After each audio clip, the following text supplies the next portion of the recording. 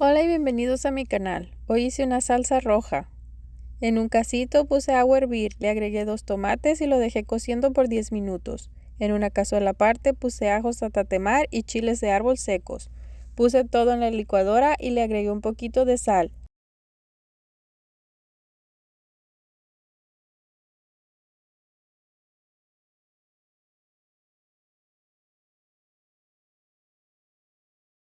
Lo licué hasta que estaba bien remolidito. Y listo, una deliciosa salsa roja que hice para unos tacos.